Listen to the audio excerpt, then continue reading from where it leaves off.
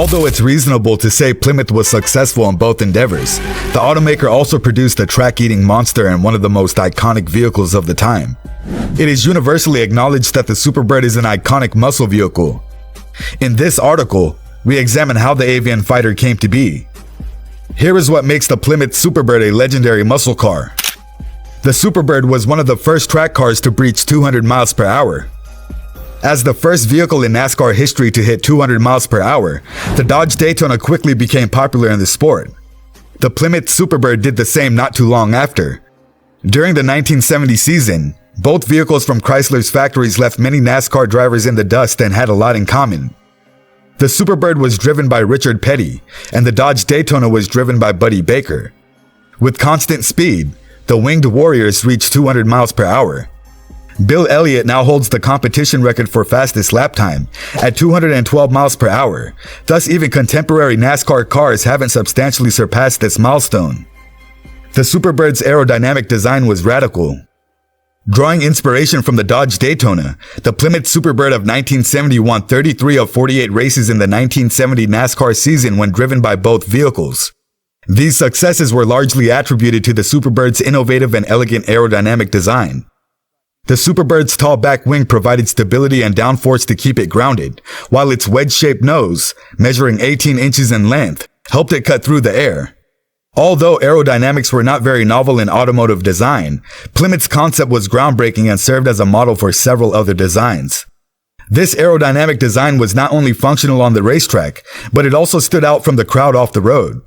Thus, it's likely what's behind the model's increasing appreciation, which further contributes to its legendary position. The Superbird adopted a boldly different approach that paid off, in contrast to the majority of muscle cars from the 1960s and 1970s, which mostly had similar style elements. Its one-year production run was a hit. The 1970 model year was the final one the Superbird may have survived due to a combination of poor sales, new NASCAR rules, and shifting automotive industry. Following Richard Petty's successful 1970 NASCAR season, the racing organization introduced additional regulations to ensure everyone was safe and to provide an even playing field. Aerodynamic alterations and engine displacement reductions were restricted by these regulations. Consequently, Plymouth was forced to cease manufacture of the Superbird and NASCAR outlawed it. Despite having low sales during its manufacturing run, the 1970 Superbird was a huge hit in the states to the southeast. It's one of the most expensive vintage automobiles because of its limited edition, racing history, and collector quality. The Superbird's unique design features are hard to ignore. Openly outlandish and sure to turn heads, the Plymouth Superbird is. Some of the most recognizable muscle car design elements were present on the Superbird, from the aerodynamic nose cone to the large rear wing. There were 8 color possibilities for the Superbirds, and each had a unique vinyl roof color.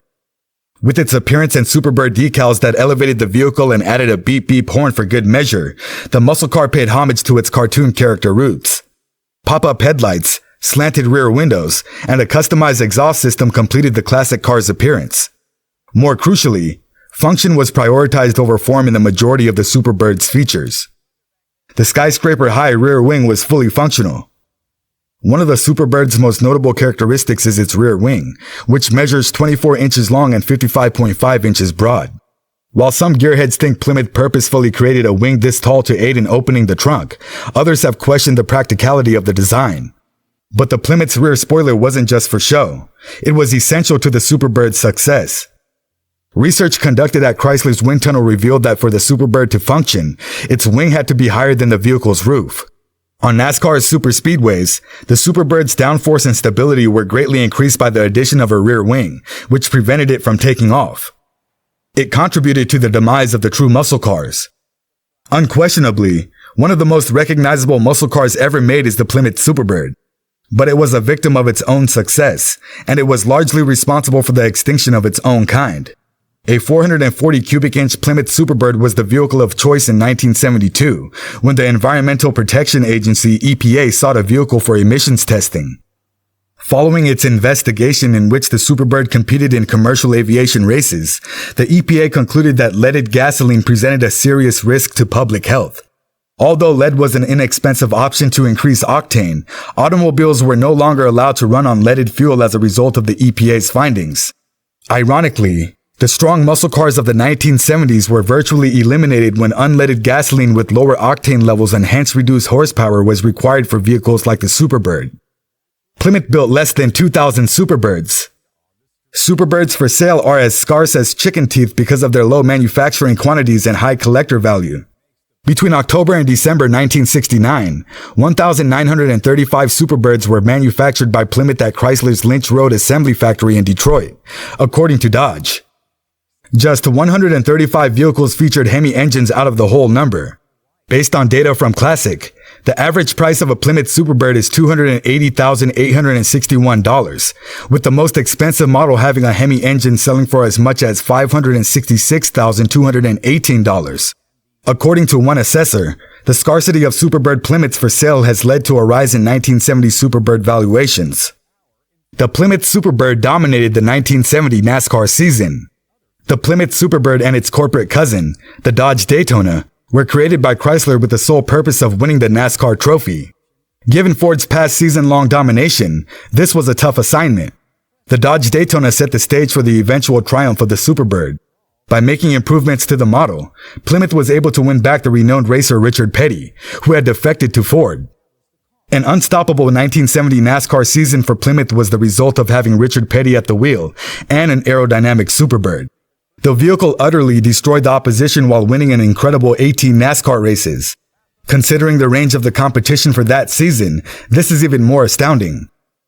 Superbirds came with only big block engines. 3 power plant options were offered for the 1970 Plymouth Superbird. A 4-barrel, 440 Super Commando V8 engine with 375 horsepower and 480 pound-feet of torque powered the base vehicle. A 440 Super Commando 6-barrel V8 engine with 490 pound-feet of torque and 390 horsepower was also an option. A 4-speed manual gearbox or 727 torque flight automatic transmission were the options available to owners of these engines. Nonetheless, the most desirable model was the large block 426 Hemi V8 equipped with the 2 Carter aluminum 4-barrel carburetors, producing a remarkable 425 horsepower and 490 pound-feet of torque. This engine was a rare find for Superbirds, making it one of the most sought-after cars from Plymouth. The street versions of these automobiles could only achieve a little over 140 miles per hour, whereas the racing cars could hit up to 200 miles per hour with this engine. Television appearances have contributed to its pop culture icon status. The vehicle was too quick for NASCAR because of the Plymouth Superbird's relationship with Richard Petty, and its subsequent television appearance further enhanced the car's image. Hot Wheels released various die-cast versions of the Winged Warrior in the same year as it made an appearance in the 2006 movie Cars. In addition, it appeared in Gone in 60 Seconds and on series like The Mod Squad, ESPN's Ultimate NASCAR, and Jay Leno's Garage. What are your thoughts on Plymouth? Do you believe all the buzz is justified, or is it exaggerated? On the other hand, this car's accomplishments are quite remarkable. But let's have your thoughts in the comment section.